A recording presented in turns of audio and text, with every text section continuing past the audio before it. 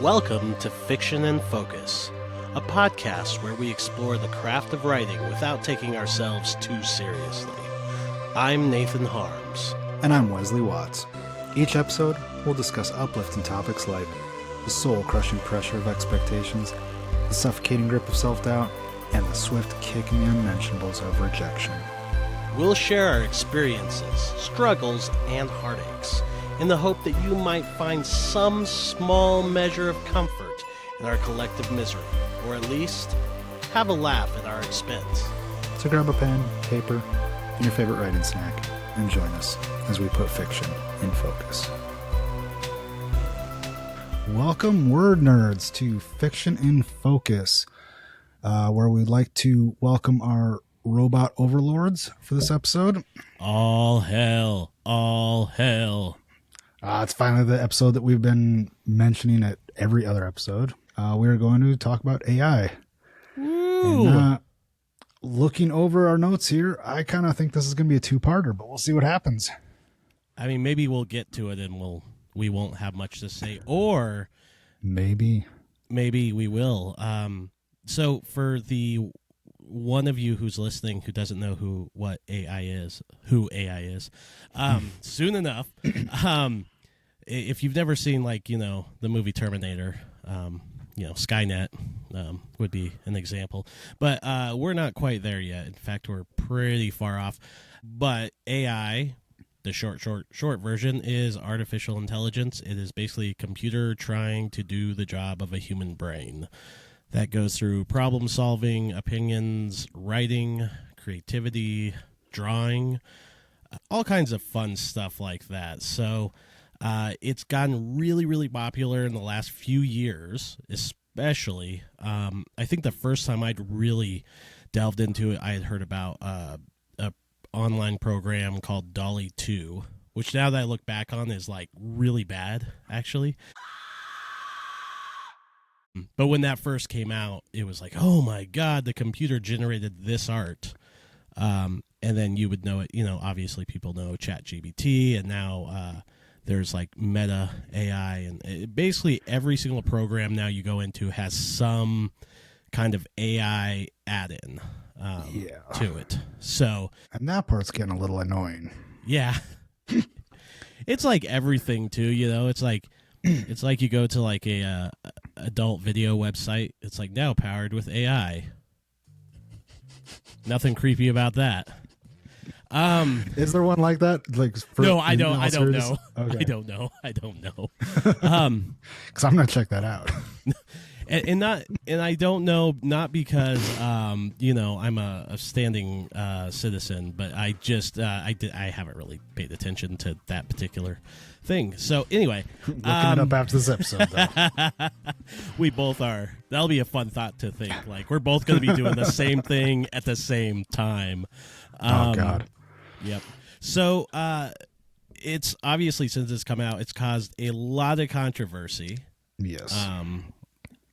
People are very, very passionate about it, and so on both sides, to be fair. And so we're going to talk about that a little bit to start, and then we'll go from there. I'd like to actually just bring into focus too that we're, for the purpose of our conversation here, we are just talking about generative AI for writing purposes. Maybe we'll touch on art a little bit, but mainly writing purposes. We're not going to go into business applications, problem solving, stuff like that. Right. So, right. That's a whole different thing, and we're not knowledgeable enough, honestly, to know about that. Plus, not. if we really delved into that, I think we would both feel like both of our jobs could be taken tomorrow by the overlords. So, we both know it's true. I mean, you could probably just train a monkey for my job, but that's fair. Same here, but it's fine. It's fine.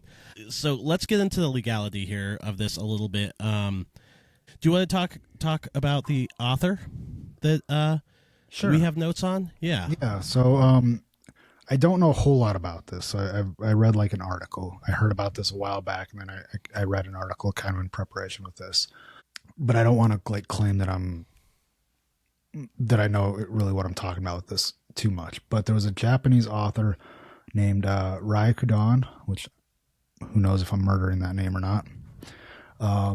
But they won one of their most prestigious literary awards at all in Japan. So once she had won, she actually admitted that she had help from ChatGPT for her book, and claimed that about 5% of it was word for word unedited from ChatGPT, which is pretty crazy when you think about it. Now, there's a whole lot of details to go in there because we've both at this point played with that a little bit, how to do prompts and, getting some stuff out of it. There probably is some skill in creating the right prompt to get what you want out of it. Basically, that's a thing, though. Like, somebody won a really good award with ChatGPT's help, and some of that writing. I mean, this book was like talked about as a masterpiece, basically. Right. Talking about it almost being flawless. Yeah. And 5% of that flawlessness was AI. word for word AI. Now, to be fair, though, 95% of it was not. Right. I would be really so, and this is where, and we'll get into this obviously a little bit later, or maybe on the next episode. Who knows? What were the prompts? Do you know what I mean? Like, did she feed it like a raw structured sentence that she couldn't get right, and it just popped it back to her, and she was like, "Oh, that'll work better," or did she just say like, "Write me a sentence about this," or write me a page about this, or what a scene, whatever. And Right. so I don't really know. We don't know the details of that, obviously, but was there any legal issues that came out of that? Not that I saw. Did they? I'm curious if they. No. Yeah, I'm curious if they let her keep the award. I don't know. That'd be interesting. Right? Again, it'd be interesting to know like what the other 95% was. Like, was it entirely her writing? Was she using prompts to generate and then editing? I invited her on the podcast thinking, I told her, this would be a huge opportunity for you to come on Fiction and Focus. Haven't heard back from her publicist or anything. Yeah. Maybe it's just because my Japanese is kind of rusty. I don't know. Yeah, there's a restraining order now. And in fact, we're so lazy at preparing for these episodes sometimes that if we have any of the answers for whether or not she was able to keep her award or what her prompts were, I will put them on screen with some fun music right now.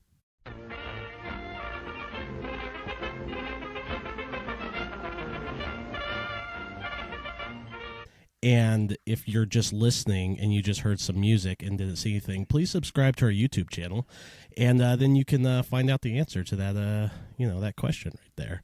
That's why no one subscribes. They don't want to see us. I don't want to see us. Yeah, it's fine. All right, so that was 5%, right, of a story. So what kind of prompted us? Pun intended, maybe, I'm not sure, to do this, the episode this way, was that I decided to do a little bit of an experiment using AI. Full disclosure, I used Meta AI, which is through Facebook. I found it to be pretty good at a lot of things, but obviously we're going to find out here shortly that's not amazing by itself, right? So what I did is, and I'm not going to go over the whole thing because I have my notes here. I said, give me a story idea for a gothic murder mystery. And so the AI replied, here's a story idea for a gothic murder mystery with a twist. It has the title, The Shadow of Ravenhurst, the setting, which is at Ravenhurst. Has an introduction. The story begins with so-and-so showing up to investigate a murder. There's a murder. There's suspects. It lists the characters, 1, 2, 3, 4, says what the twist is, finds out that, the murder is linked to an ancient family curse, and that using dark magic and alchemy, the murder victim was a sacrifice, but was actually an experiment. It says a dark conclusion. She leaves the manor because she's disturbed its delicate balance.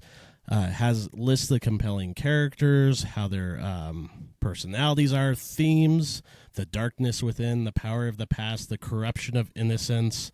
It's pretty in depth, and so I'm going to start there, and it's not word for word. It's pretty impressive. Let me just say, that is a lot to shoehorn in. Yeah. That's my first thought. But it is kind of cool that it came up with all that. Yeah. I mean, there's no really, I don't, again, you don't know the thought process. Like, I can't ask, I guess I could have asked it, be like, how'd you come up with that? What were your inspirations? But it's impressive in the sense that it listed it out in such a way where it gave you characters, it gave you acts, structure, and then went through the themes of the book. Now, where all that actually goes is to be seen, obviously, here shortly. Just hang on tight, kids. This is going to get bumpy. But just the fact that it did that is kind of impressive off the bat. What do you think? It is, and I'm kind of, as you're reading, I was looking through this as well, kind of reading along. I love that it delves into themes. Yeah. Lists out your primary characters. I like where it's going with that. One thing, though, that I noticed conspicuously absent was conflict. Right. Particularly internal conflict. And, that's kind of the meat and potatoes for me. Feelings? What are these feelings? That's all, folks. That's why AI. See, it's a really short episode, actually. Just kidding. We should have had like ChatGPT on here listening to this so it can respond and so we can actually we can have a round table with it. Right. I'll take the transcript for this episode and send it in. Oh God. What do you think of this? There is no reason to be afraid. Yeah, we'll be on some list somewhere. We're already on most lists, most wares.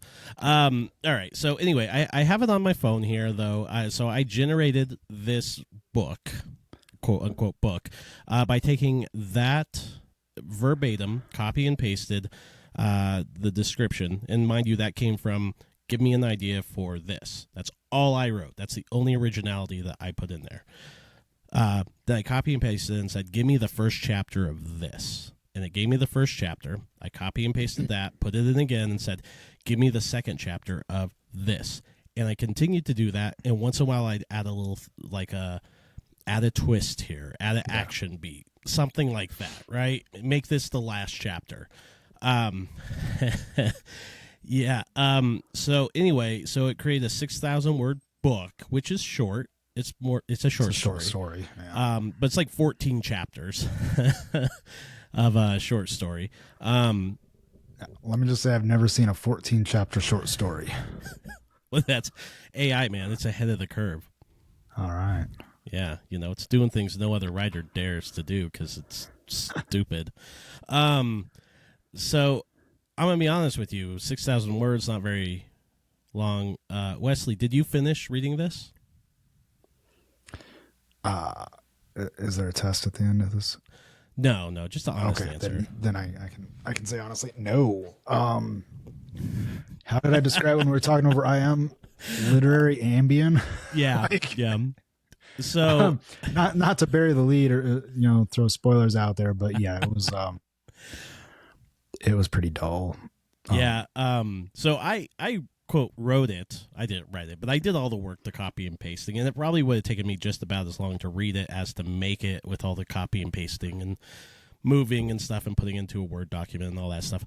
I did not read the whole thing either. I did not get far. I'm gonna be honest with you, and I had every intention of doing it, and then like you said, as I was reading it, I felt like brain cells were just slowly being ripped from my head with every word. I couldn't, like, I think that I got real close to finishing the second chapter, but by the time I got there, I was like, I don't even remember half of what I've read. Like, what is the point of continuing? Right. Yeah. Well, so I'm going to attempt to read the first chapter. I don't know that I'm going to get all the way through it. I'm going to be honest with you. For those of you listening, I'll put on some mood music. We'll sit back, relax, and listen to the art of AI. So this is a story that I generated, roughly 1/6000th of, or something like that in math terms. All right. Wake me up when you're done. All right, yeah. Enjoy your nap, buddy. Chapter 1, The Shadows of Ravenhurst. Oh God, here we go. All right, I'll try, and I'm going to try to do it justice too. I really am. I'm gonna try. Yeah, don't sandbag it. All right. The carriage rattled down the winding driveway, its iron wheels scraping against the gravel. Amelia Gray gazed out the window, her eyes fixed on the imposing structure looming before her, Ravenhurst Manor. With its turrets and gargoyles, seemed to rise from the darkness like a specter. As the carriage drew to a halt, Amelia felt a shiver run down her spine. She had been summoned to Ravenhurst by its enigmatic owner, Malcolm Ravenhurst, to investigate a murder. The letter had been brief, with no details provided. Sorry. That's pretty much like, in a nutshell, the story. Okay. All right, I'm going to try to get through one more sentence. All right. Amelia stepped down from the carriage, her boots sinking into the damp earth. The air was heavy with a scent of decay and rot. A servant, tall and gaunt, with sunken eyes, greeted her with a bow. "Welcome, Miss Gray. I am Thomas Brown, the Ravenhurst family's loyal servant. Mr. Ravenhurst awaits you in the study." I don't know that I can do much more of this, I'm going to be honest. And for those of you who are listening, it might not seem that bad, but let me just fast forward here. I'm just going to go to a random chapter here. I don't know what's happening here, but it says Zorax grinned. Apparently, there's a character that they made named Zorax. It says, dear, Fantastic. My dear Amelia, the deal is simple. You see, I have certain abilities that will allow me to help you defeat the Ravenhurst family once and for all. This is shit. I'm just gonna. Is that where you stop? Are you tapping out? I'm tapping out, dude. That was quick. That was real fucking quick. Yeah, for anybody who's really interested in this and wants to read it in full, if you reach out to us on YouTube or something, I don't know, somehow get in touch with us, I'll be glad to send you a copy of this shit. And then if you can actually get through it, let us know. You can be an honorary guest on the show and explain to us what happens, because I don't want to read it. So you will be much more entertaining than that. So I'm feeling pretty good about AI not taking over writing just yet from that. And we've got a few other examples that we can talk about as well. Oh, yeah, for sure. Like I told you about what I did with choosing chaos. Right? Yeah, you did. I don't think you said it on the show, though, so. Oh, was that important? Oh, they might want to know. Okay, so basically a while back, when the hype really started heating up about AI, I was starting to freak out, man. I was like having a panic attack over it. And I mean, you know how like long I went without being able to write. I finally get the ability to write again. Right. Get a book out there. And then all of a sudden it seems like, fuck, I'm too late. The industry's done. Like, there is no point in doing this anymore. Right. So I started having this like crisis, and I was like, okay, I'm going to see how this actually does. And actually, I got the idea from a different YouTube show. What was it? What are they called? I can't remember. Maybe if I find it, we can just put it in here. And one of the things this group does is they just get together and they just basically roast really shitty books. Oh, okay. Fun. So it's kind of mean spirited, but still Right. fun. And they did one where they basically wrote, or they had AI write them some short stories, and they did a few and tried to read them and like compared them to like some really shitty books that they've read and things like that. Right. So I got the idea from them, and I was like, okay, that was my first inkling that maybe AI is not as good as everybody's saying it is. So I took my outline at the time, although my outline's completely changed now, but I took my outline for Choosing Chaos, and I put in the first 2 chapters worth into one of the better services. Like you can like put in character profiles into the service and, map out beat by beat what you want in each chapter and stuff like that. Right. So it's a little bit more in depth than just throwing it into Chat GPT. And what came out was like, I wish I would have saved it, but honestly, at the time, I was kind of embarrassed that I even tried it. But what came out was like, on the sentence level, was actually pretty decent.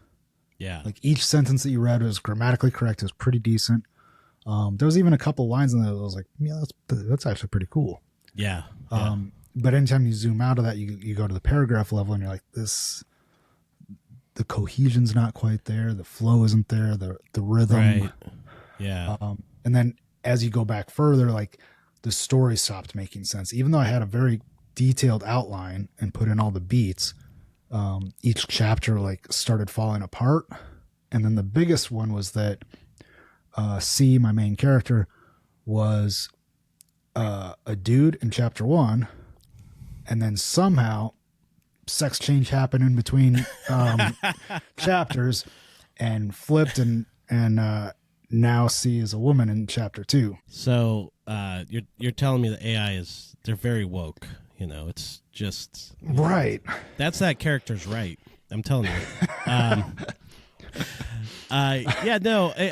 Isn't that the funny thing though? So when it kind of first came out, and I kind of like started experimenting with it a little bit, both within art and in writing, it was embarrassing as well. Like I totally get that. Like I didn't want to tell anybody I was doing any of that. Right. It's like cross dressing or something. Right. I'm fine with that. Well, I'm now, but when you're like 17, Right. Trying on the underwear for the first time. But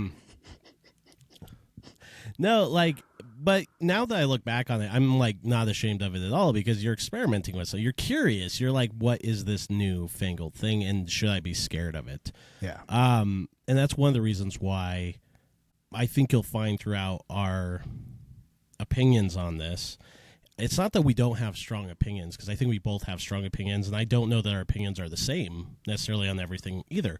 I don't think so. But I think you'll find that even our strongest opinion isn't something that we're so passionate about that we're like shaking. It's the glass is half empty, glass is half full kind of thing with this, where it is what it is. And so I'm reminded, and tell me if you had this experience too. We both come from the world of music, right? Mm-hmm. I am reminded when DAWs started to become a thing where you could actually record at home on a higher level. Yeah.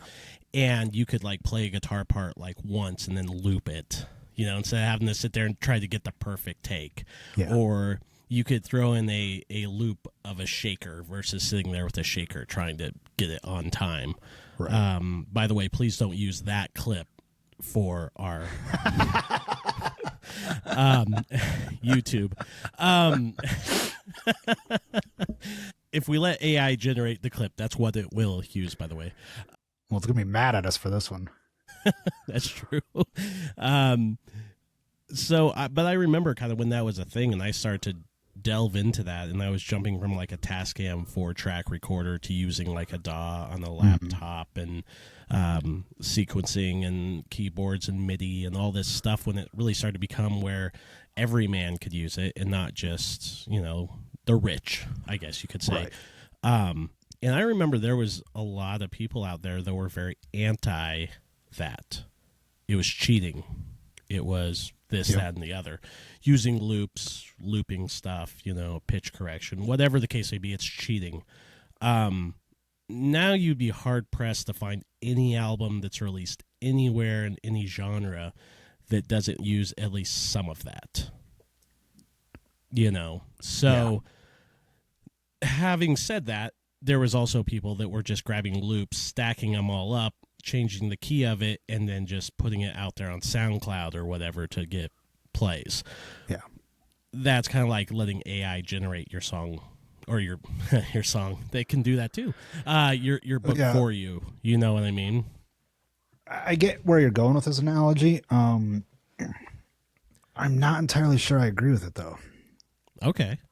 So I totally understand. I'm with you. And there was that same similar reaction. So in that front, like the analogy is perfect. From the human aspect of like the people that were against it.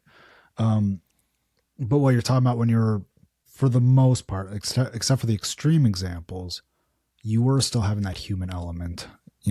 People were still singing, even if it was pitch corrected to some extent. Yeah. There was some extreme versions of that as well, but a little bit of pitch correction like went a long way with a lot of people. Oh yeah. Myself included. Yeah. I'm in that camp and I still sucked. But even if you were looping something that you played, you still played it right once. Yeah. Absolutely. You still wrote it too. It still came from here out to there, and you're trying to form things to create something, right? You just didn't sit there practicing it over and over again until you could record it onto a reel-to-reel perfectly. Like, so in a way, it's still, you're right. In a way, it or maybe the detractors were right. In a way, it was a little bit of cheating. But in another way, it was just using a new tool to enhance your creativity. Exactly. And there's an argument to make, and I'm not even saying yet what side of this I'm on. I'm just saying that there's an argument to make that feeding some prompts into an AI generator and having it generate a story for you, even if you get detailed with the prompts, that you're not creating that. Correct. I would agree with that statement right there. I would too. And it's the same as ghostwriting. Like ghostwriting's been forever. And I'm not necessarily against ghostwriting for nonfiction, but we don't really talk about nonfiction much on this channel. It's fiction in focus. Right. But when it is for fiction, like it's the same thing. You're just having a human do it and you're still cheating. Yeah. And I still think that's immoral, even if you're having a human do it. Absolutely. I think the analogy is close, but it's not quite apples to apples. Yeah, no, it's like apples to pears. Like it's in the same it's the same camp, I guess. But I wouldn't say ballpark and then camp, and that was like ball camp. Close enough for our sports. Wait, actually, you do watch sports. Occasionally, sometimes. Yeah, more than me. Go sports. Go local foot team. No, I think the point more so that I'm making is we could have done one of two things with that step in music, right?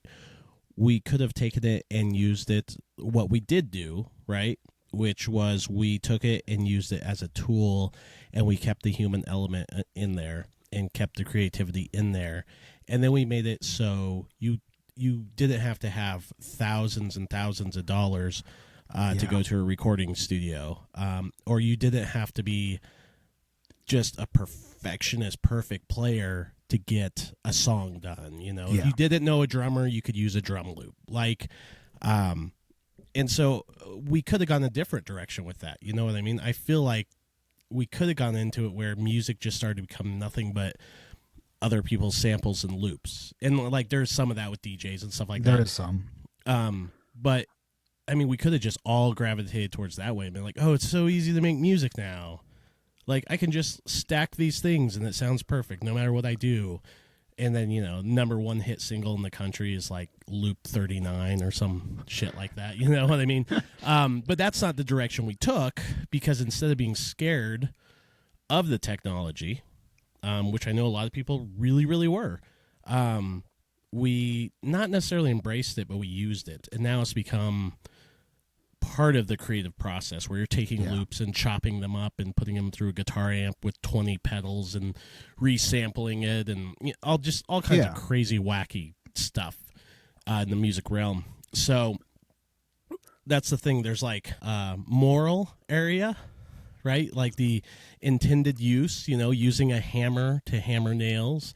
There's a gray area, which is, I don't know what that would be for a hammer. And then the just straight up immoral area, where you just take a hammer and like bash somebody in the head, right? I'm not really sure what the gray area. Maybe you're fighting a villain with it. I don't know, but like it's still a tool.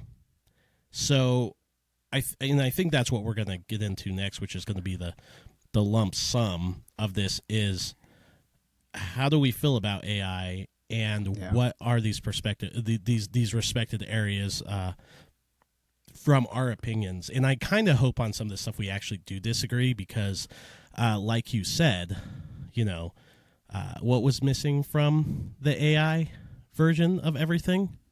Conflict. Brought it back. Because conflict is good. I see what you did there. Hey. All right, so let's look at our notes here. And all right, so let's start with, so there's the right and the wrong way to use AI generative for writing, and we might get into art a little bit, and then like the gray area. So let's start with the right way. Like, if you're listening, even if you're in, maybe the right way for you is you're so anti-AI, you're never going to touch it. That's fine.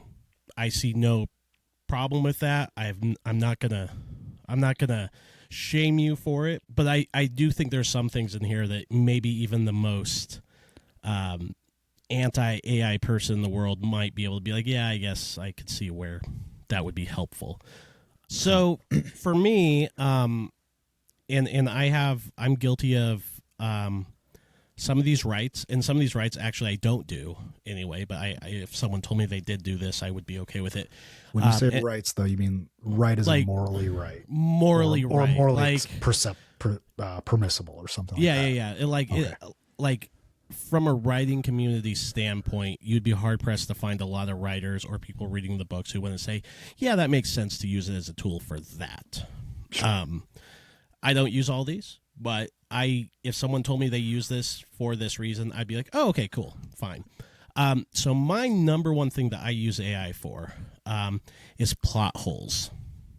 It is a great way to check your work for inaccuracies, or if you're inconsistencies, analyzing things, so on and so forth. So I've already written the story. So the entire story, all the characters, the plot has come from here.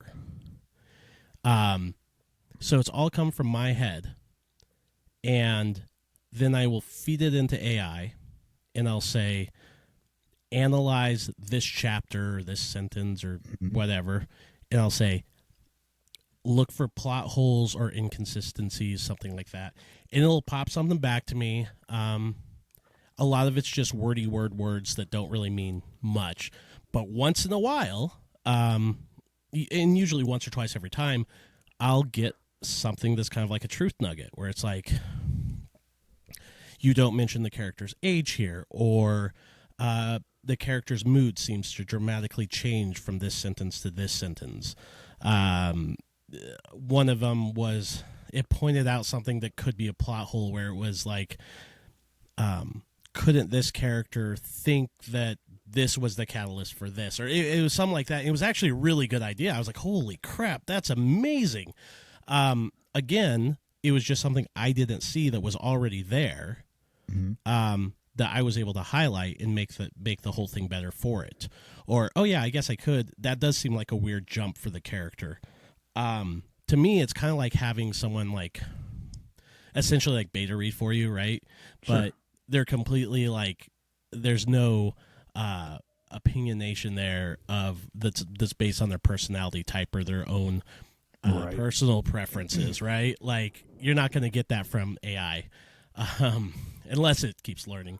Which could be good or and bad.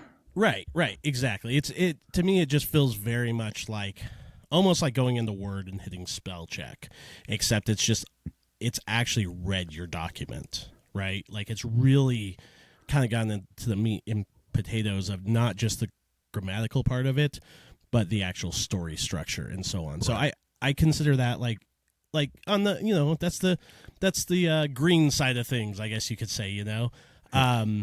The other two things, and I actually don't use these, but I know they've been around for years. In a sense, is character names and book titles. So there are basically random name generators out there and stuff like that, or if you're having trouble with like a book title, like give me this is what I'm thinking for a book title. Give me some other ideas if it's not quite sitting right with you. To me, I think that's okay because if and we've talked about this before, if you're just not you don't really care about the characters' names as much, why not just make it random? And I mean, it's kind of the same thing. It's just like give me a character name for this guy. Sure. Just give me a random name. There you go. Same thing with like. I just want a little clarification there, though. Are you actually using a random name generator for that, or are you using AI for that, or you are just discussing it? Like, I'm more so discussing. I'm saying like okay. if you've in the past used like a random name generator, I think if you were to segue over to using AI, I think essentially I would look at that as the same thing, even if they're not. They're doing it for a different way because like the random name Right. generator just has a database and it's just basically rolling a dice to grab a line for you. Right. Whereas like AI, I don't know how it works, but essentially I think the outcome would be I would agree very with that. similar. Very similar. And then the other thing that I think is like all good to go, and this is like a weird thing to go through. It's like so if you use like Grammarly or something for like editing. So some of us who are like self-published, we can't afford editors because we're really cheap. And so we'll like basically throw our books through like 20 different programs and then send it to all of our friends that write or have podcasts with us and be like, read this and check me for fuck ups. And that's our editing. Again, I'm just lumping this in with like it finding plot holes and stuff like that. I think using it like find any grammar errors in this file. Am I using all the commas correctly? Because sometimes even within like I've noticed from like Grammarly to Word, whatever, like spell checking that, they'll actually find different things from each other. Like, and it's weird. You wouldn't think it'd be like subjective, but it totally is. Like, it's not that it's subjective. It's just that like one is catching this and the other's catching this, which is kind of like a crazy thing. So again, I would say all of those right there. If you're a writer, even if you're adamantly against AI, I feel like you could do any of those things right there. And I don't feel, unless you're like really pretentious about it, I don't feel that any people are going to like really like judge you for that. That was my rant. Okay. It was a long one. It was good stuff. Like that kind of goes pretty well in line with my thoughts. Yeah. And my thoughts, I actually told you this once before, kind of as it was coming to me. So it's solidified a little bit more since then. But it actually came from me thinking of AI the same way I think of ghostwriting. Right. And I started thinking, okay, what if we treated the AI in this capacity the same way we would treat another person? So if we bounce a couple ideas, like just a couple ideas back and forth, maybe I'll put your name in the acknowledgments. Maybe not if it's something real light. And I'm not speaking like you specifically, but just anybody that I'm talking to. Because I tend to try to workshop with my work with as many writers or as many different people as I can. Yeah. You're probably not going to put all of your beta readers, going to kind of the feedback that you were talking about. You're probably not going to put the beta readers in your acknowledgments, unless they really did a knockout job, something, above and beyond. Some people put their editors in, but some people don't. Usually for the more substantive, like editing, not like your line edits or something like that. So if you have an editor that really digs deep in there with your work and like helps you reshape your work, you'll probably put them in the acknowledgments. But so I guess I would say this: if the AI, if you're using AI for that, and it is doing substantive work, if that's somebody that you would put in your acknowledgments, are you willing to say that in your acknowledgments that you used AI? If not, if that gives you a moral like feeling, you probably shouldn't be doing it. That's a really good point. Going further than that, if you have AI write sections of your book, and if you did that with a person, they would be a co-writer, and their name would be on the cover with yours. Right. Are you willing to put whatever AI system you use? Are you willing to put their name on the cover next to yours? Right. If not, maybe you shouldn't be having it co-write with you. Yeah. Going one step further, if it's writing the whole goddamn book for you and all you're really doing is supplying some ideas and editing it, it's not really your book. Right. And the only name on that cover should be the AI's. Right. So I think if we're willing to do that, and say, hey, insert title here on your cover, written by ChatGPT with Wesley Watts underneath it. If you're not willing to do that, I don't really feel like it's moral anymore to use AI. Right. And that's kind of where I think I've landed, at least for now. I'm going to reserve the right to change my opinion as things change. But for now, I think that if you are willing to tell people in very bold fashion where that came from, cool. Yeah. Go right on with it. Yeah. It might even work from a marketing standpoint. There might be plenty of people out there that buy your book just to see what the fuck you did with it. Right. Right. So you might be onto something with that. But if you're going to try to hide it from people, you're basically stealing somebody else's work. Right. Well, and I think that's kind of the thing that I've kind of come to. So we had a guest on our show, Andrea Rose Washington, and she talked about how she uses AI for like scheduling, like scheduling her writing structure, or she'll use AI to like visualize like a fight scene, how it would play out, kind of thing. And she's like, okay, that would be there and that would be there, and then she goes and she writes her own thing. Yeah. But she said it on the show, right? And it was interesting though, because she was like, all right, haters don't hate me. I'm going to be really, and she was really honest with it. And in the same way as we go through today, as if I am, at a Catholic church, confessing my sins, I will be totally open and honest with anything I've used AI for, as I've said already, for plot holes and stuff like that. And I think that's the point, is that if you've ever read something and someone's like, check out my new book, right? And I've seen this. I've seen this on Facebook groups. Someone will come in there and they'll post like the first like few paragraphs of their book. Let me know what you think. Yeah. And they'll be like, check out my new book, period. I write good at times, or, something like that. And you can tell like, it's literally someone who's not a writer, and they just threw some crap in the chat GPT, and you read it and you know it right off the bat. And then the comments would be like, did you use AI for this? And they're like, no, I write myself. You're like, bullshit, dude. But like, that's kind of like my thing. Like, own it. Like, I think that's the moral implication of all of this, is you feel the need to hide it.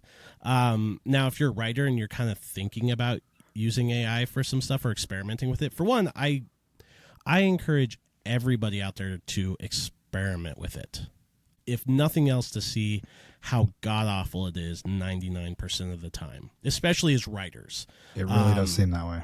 If you're a writer who's really scared about this, I urge you to go mess with it, simply because I think it'll make you feel better. Not all the way, but better about things, Like you might be impressed at first, but by the time you get like 1,000 words into something and you've realized it started to just repeat itself over and over and over again, the first time it mentions a metaphor and you're like, that's actually kind of cool, it's neat, but like the sixth time it does it, it loses its appeal. You know what I mean? And hopefully this doesn't, I'm not derailing you, so let me know if I am, just let me shut up. But what worries me about that, though, is, again, if we're talking to brand new writers. Yeah. Because here's the thing, like, we've both been at this a while, and I am very comfortable saying that my writing is miles better than anything that I've seen AI come up with. Maybe because I haven't seen that Japanese book we talked about. But honestly, like, when I first started, I was fucking awful. Yeah.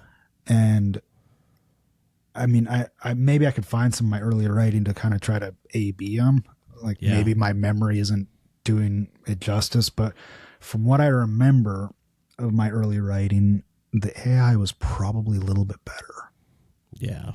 And that's a little bit scary. So, and I know I've seen this with other new writers that I've critiqued or looked at their work and, worked with a little bit. If you're a brand new writer and you have this tool, you might not realize that it's actually not good yet, that it's just a step above you. Right.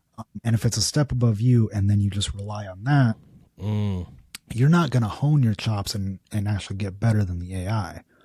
So while I don't disagree with you that we, encourage people to go out and try it and see how bad it really is for themselves, if you're brand new, just keep that in mind, that if it is better than you, you can do better still.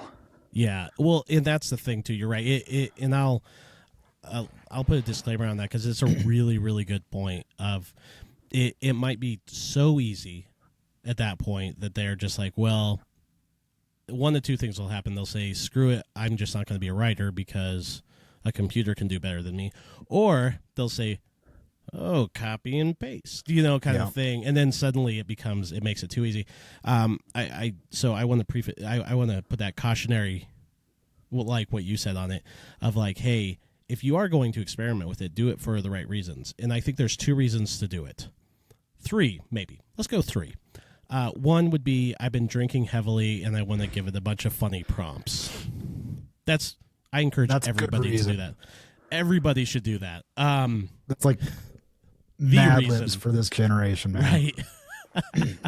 Right. 2, I would say you should do it to see the absurdity of it and to feel more confident with yourself in the fact that if it does really worry you and you're kind of not necessarily established writer, but you're kind of like old school, you've been doing it for a while, you've put out a book or 2, and you're just like, oh, God, here's this. I encourage you to mess around with it. Like, you're like adamantly AI, like you're never going to use it. Go use it so you feel better about the actual reality of it. And then 3, which is like kind of where my camp would be, I'm going to go into that square and make it into a circle.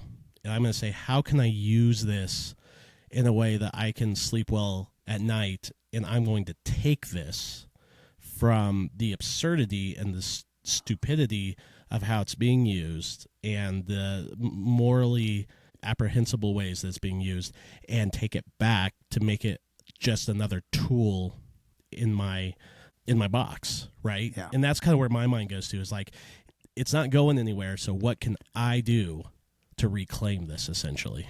Wow, we still have a lot to get to.